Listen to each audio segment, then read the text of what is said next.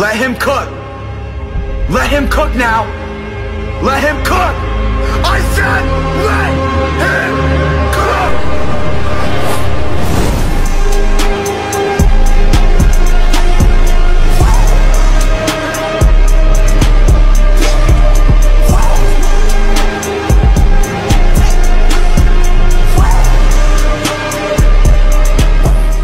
So today, pinadalahan nga tayo ni Bluetti ng kanilang pinaka-portable na power station.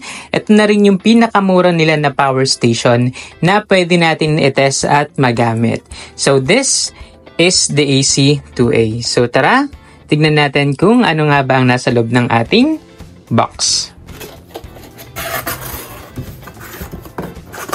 Ayan, so nakalagay dyan, keep the box just in case na kailangan yung i-return or ipa-repair. So sa umpisa pa lang or sa una pa lang makikita na natin ang kanyang accessory box. Sa accessory box, meron tayo ditong power cable.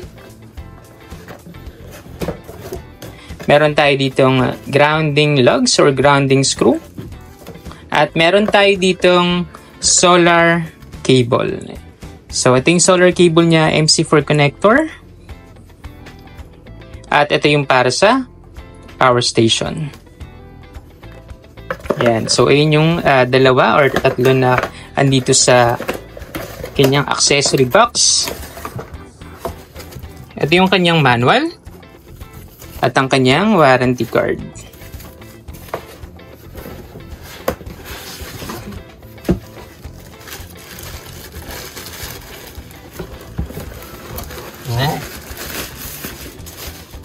At ito na ang ating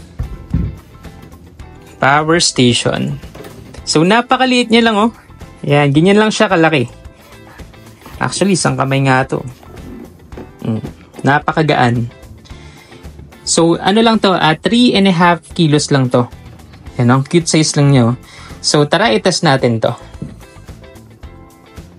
At na-unbox na nga natin ang ating AC2A in which sa harap pa lang ay makikita mo na yung kanyang specifications. So, yung build quality napakaganda. Kung makikita nyo, meron siyang LCD screens, may mga button siya dito at andito yung kanyang saksakan. So, discuss natin isa-isa. So, meron tayo ditong PV input. Ang PV input, ibig sabihin ay yung para sa solar. So, meron siyang 12 volts to 28 volts, 200 watts. Meron tayong DC output. Yan, 12 volts, 10 amps. Meron tayong DC button, power button, at AC button. Nasa harap din yung kanyang USB-C. USB-C is 100 watts. Ang ganda niyan, 100 watts kasi yung mga laptop natin, yung mga drones minsan, ang kailangan yan or nire-require yan at least 100 watts na USB-C. At meron din tayong dalawang USB-A. This is 12 watts. Tapos, ito na ang ating kanyang dalawang AC output. So, dyan natin isasaksak yung ating mga appliances, katulad ng mga electric fan, TV, or kung ano yung gusto nyong isaksak, basta nakalimit siya sa power niya na 300 watts. So, this is also a 204.8 watt-hour ang kanyang battery capacity. So, open natin to. Ayan. So, sa harap, meron din siyang LCD screen wherein makikita mo yung input power at kanyang output power. Makikita mo yan, may 60 Hz, ibig sabihin, ayan yung frequency ng ating Bluetti. Sa taas, makikita mo rin yung icon na parang Superman. Yan yung turbo mode. Kasi itong ating Bluetti, yung charging mode neto is turbo, kaya ayan yung icon niya. Meron din siyang eco mode at saka blinking na yung kanyang battery kasi nga 0% na yung ating Bluetti. Kasi yesterday, dinidrain ko na to, tinetest ko na to para malaman natin kung efficient nga ba or kung para sa'yo nga ba ang power station na to. And last, meron tayo ditong estimated hour para malaman natin kung gaano nga ba siya katagal magagamit kapag may load na or gaano nga ba siya katagal i-charge kapag nakasaksak siya sa power. So, sa gilid naman tayo. Ayan. So, sa side, dito natin sinasaksak ang ating AC power or ang ating AC cable kapag i-charge mo na yung Bluetti. At dito rin yung kanyang grounding lugs at ang kanyang exhaust fan. So sa likod, yan. So sa likod, andyan yung kanyang specifications kung gusto mong basahin. And then sa gilid ulit. So sa gilid, andyan yung kanyang fan. At sa top, ayan, wala siyang masyado dito. More on QR code lang siya. Wala na siyang wireless charging, pero okay lang din kasi bihira ko gamitin yung wireless charging. So far, ayun yung kanyang specification. And this time, i-charge naman natin siya. Titignan natin kung gaano nga ba siya kabilis i-charge. And ipapakita ko rin sa inyo yung mga na-discover ko sa aking mga test results na ginawa kay AC2A. So tara, tignan na natin. So this time, itatry naman natin i-charge yung ating AC2A gamit ang kanyang turbo mode. So currently, meron tayo ditong 0%. So titignan natin kung gaano nga ba siya kabilis i-charge from 0 to 100. So para malaman, gagamit tayo ng wattmeter. So currently may 5 seconds na yan kasi napindot or nasaksak yan. Pero yan, check natin. Timelapse na lang natin dito. Ayan, timelapse na lang natin dito para malaman natin kung gaano ba siya kabilis mag-charge. So saksak na natin to.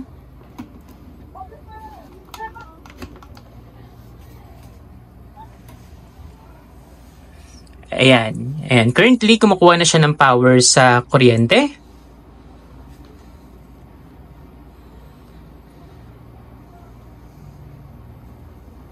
So, meron na siyang input na 145, 190, 235, yan, 273, 274.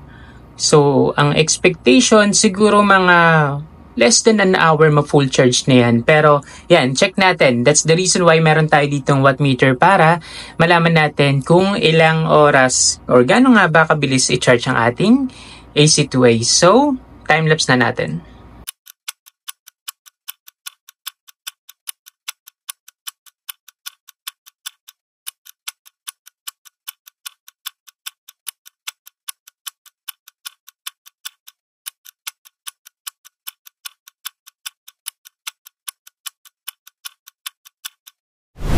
So, na-full charge na nga natin ang ating AC2A. So, tignan natin. Ayan. So, in just 1 hour and almost 20 minutes at na-full charge na nga ang ating AC2A. So, kapag naka-turbo mode tayo, from 0 to 100%, 1 hour and 20 minutes lang siya mapupuno na. So this time, magkakapacity test nga tayo para malaman natin kung gaano nga ba kalaki yung usable na capacity na magagamit natin sa ating AC2A. Yung ating AC2A ay merong 204 watt-hour. Bali, ang gagawin natin, gagamit tayo ng wattmeter. Ito. Para makita natin yung computations na makukuha natin na capacity. And then, i-charge natin yung ating AC50B gamit ang ating AC2A. Yung ating AC2A, currently at 100%. Ayan. So, i-on lang natin yung AC para ma-charge na natin ang ating AC50B.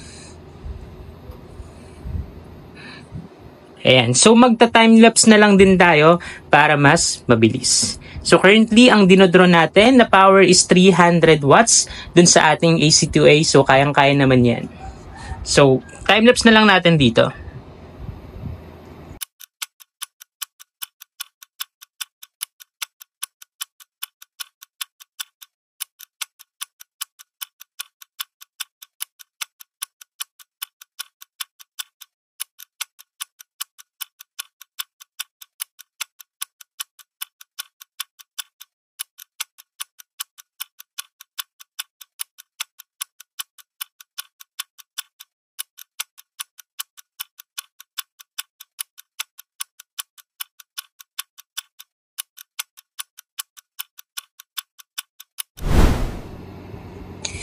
At ayan, at natapos na nga ang ating inverter test. So, nakakuha tayo ng 173 watt-hour out of 204 watt-hour. So, that's already a very great result.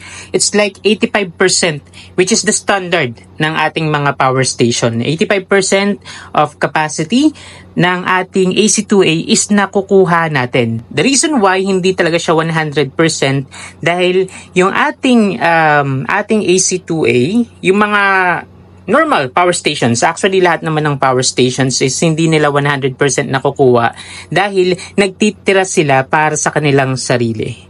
Kumbaga may tinatawag kasi tayong low voltage disconnect para in case na ma-zero yung ating power station, hindi pa rin siya totally drain sa loob. Kasi kailangan niya na hindi ma-totally drain sa loob dahil meron siyang BMS para hindi makatulog yung BMS para ma-charge pa natin ulit ang ating AC2A. Kasi once na nakatulog ang ating BMS, hindi na siya mag-charge. So, ayun yung iingatan natin na once na na-zero ang ating unit, immediately, i-charge natin siya within 24 hours. So, yung ating nakuhang 173 watt-hour, napakalaki na yan actually. Kasi kung for example, nasa emergency ka, nawalan ng kuryente, meron kang 10 watts na cliff fan. So kung i-divide mo yung 10 watts, divide mo sa 173, that's 17 hours mo na continuous use na magagamit. So kung mag-a-add ka pa ng 5 watts, let's say madilim, mag-add ka ng 5 watts na ilaw. So 15 watts, i-divide mo sa kanyang 173, around 11 hours mo rin magagamit. So 173 is already a great result. This time, itatry naman natin ang isa sa feature ng AC2A. Yan ay ang pass-through charging. Ang pass-through charging means to say, yung kuryente mula sa grid o Meralco is ipapass through niya sa mga appliances na ginagamit mo sa iyong power station. So, kumbaga, pass through at charging. Habang pinapasa niya yung kuryente, charge niya rin itong Bluetti. So, tingnan natin. Ganito ang sample niyan. So, kung makikita nyo, naka-on na ang ating power station. I-charge muna natin ang ating power station para malaman natin kung gaano nga ba kalaki yung input or yung kinakuha niya sa Meralco. So, i-on lang natin itong extension. Ayan, naka-on yan.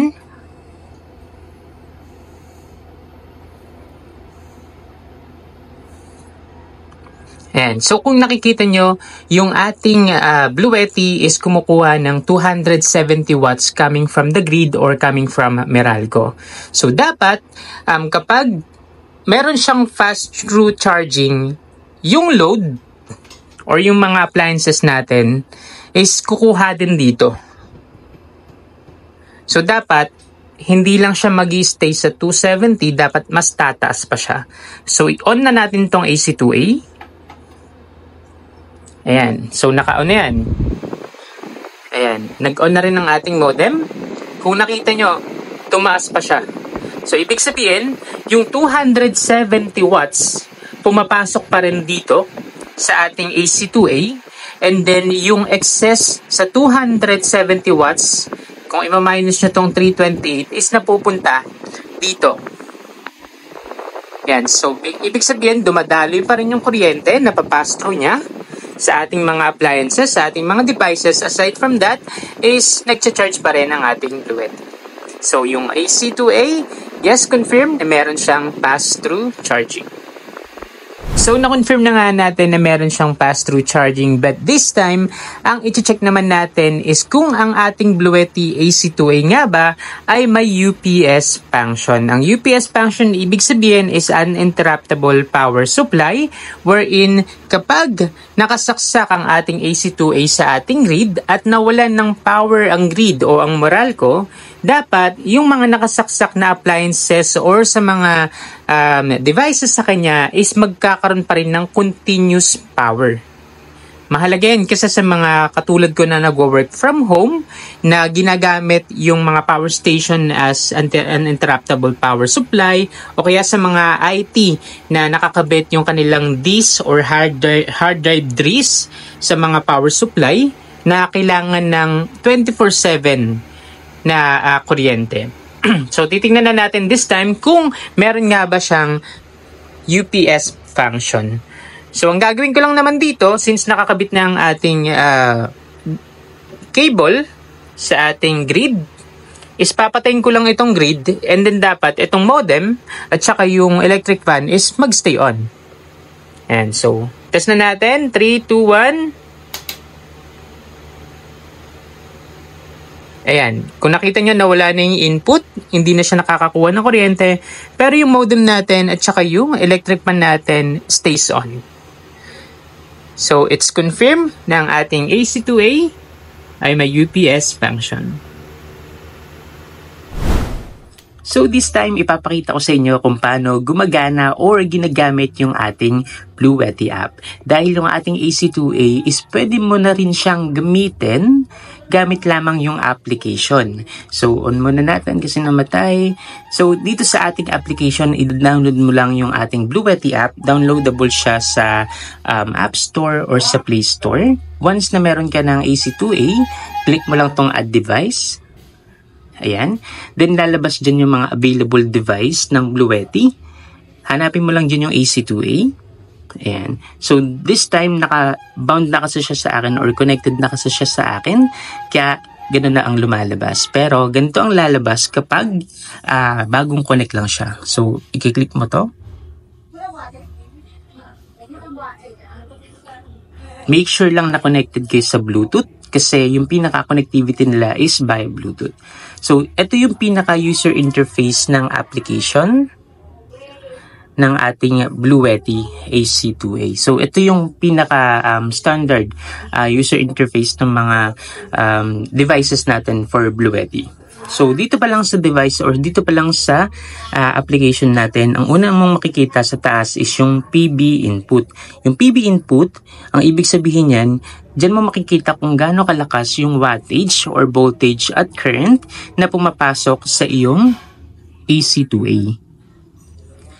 Dito naman sa taas is yung grid. Dito mo malalaman kung gaano kalakas or yung wattage na pumapasok kapag nag-charge ka sa outlet. Dito naman is yung percentage ng ating battery.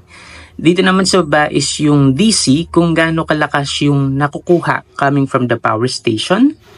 At AC is kung gaano kalakas yung sinusupply natin na kuryente coming from Bluetti or coming from AC2A. And then dito pwede mo rin siyang i-off yung ating Bluetti. And dito pwede mo na siyang i-on, i-turn on yung DC at AC. So papakita natin kung paano. Click natin to. Then okay. Yan, kung makita nyo, nag-on na ang ating AC. So technically kahit malayo ka or not really far from the Bluetti itself kasi kailangan niya connected via Bluetooth. So for example, nasa bedroom ka or nasa CR ka or anywhere at least near, pwede mo nang i-turn on yung AC through your app. So off natin to. Ayan. So aside from that, meron din siyang other features na pwede mong i-check. Ayan, dito mo rin ma-set yung kanyang turbo or standard or silent na charging mode. Ayan, pwede kang mamili dyan. So, yung turbo usually 1 hour and 20 minutes. Yung silent, I believe 4 hours or 3 hours. Then standard around 2 hours. Ayan. So, pwede mo rin dito i-on yung powerlifting. Yan, yung powerlifting kasi ito yung ginagamit natin sa mga high resistive loads kasi yung ating AC2A is only 300 watts. So kung meron kayong for example is mga heaters or yung mga electric kettle na umaabot ng 600 watts, yan, pwede nyong gamitin sa ating AC2A, even 300 watts lang to kasi yung powerlifting is hanggang 600 watts. So, kayang-kaya niya yung electric kettle or any resistive appliances na less than 600 watts. So, magagamit mo siya. So, dapat i-on mo lang tong powerlifting para mag-work yung AC2A sa kanya. Next, meron din tayo ditong Eco Mode. Ito yung Eco Mode. Ayan, isa-select mo lang dito from outside. Ayan. Yung Eco Mode technically parang isi-shutdown niya yung ating DC or AC kapag yung usage is less than 10 watts or 5 watts lang. Kasi pwede kang mamili dyan. And pwede kang mamili lang wattage.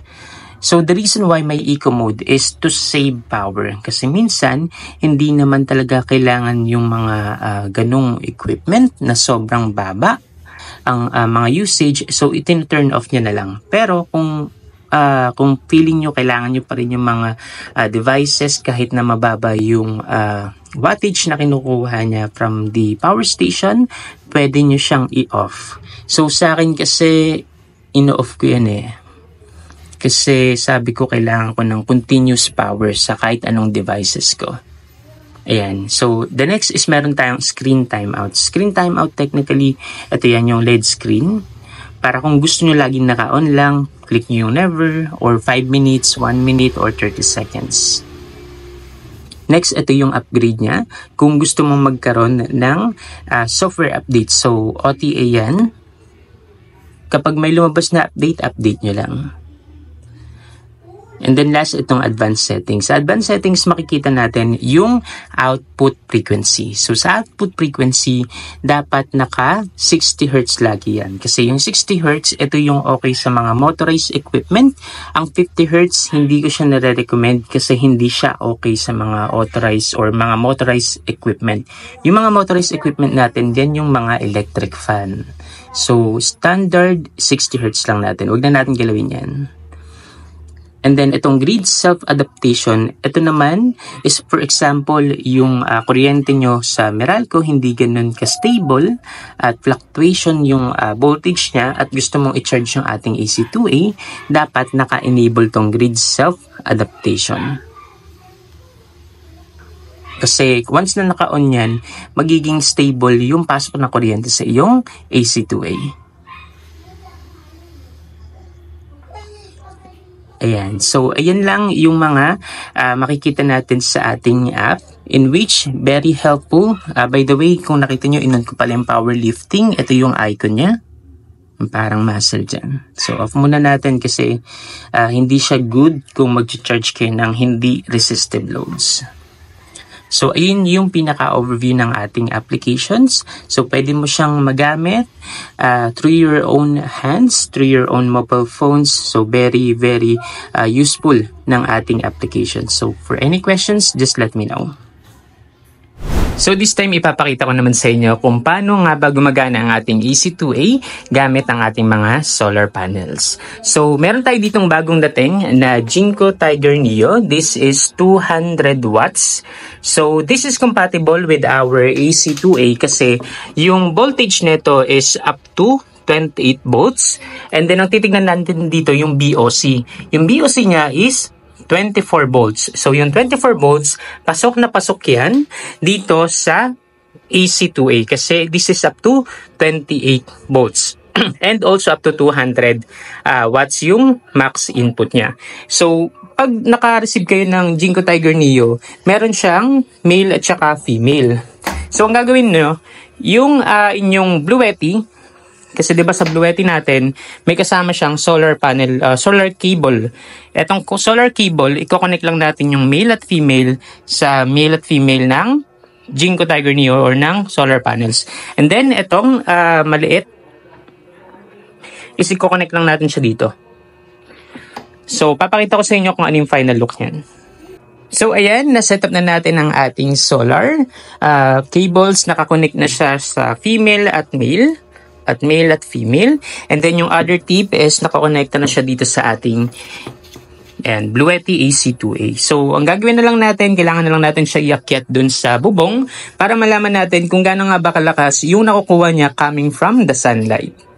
So tara, test natin yan. Bali, ito na nga pala yung test result natin sa ating solar. Nilatag na natin dito sa bubong yung solar panel natin. Medyo maulap. Ayan, maulap.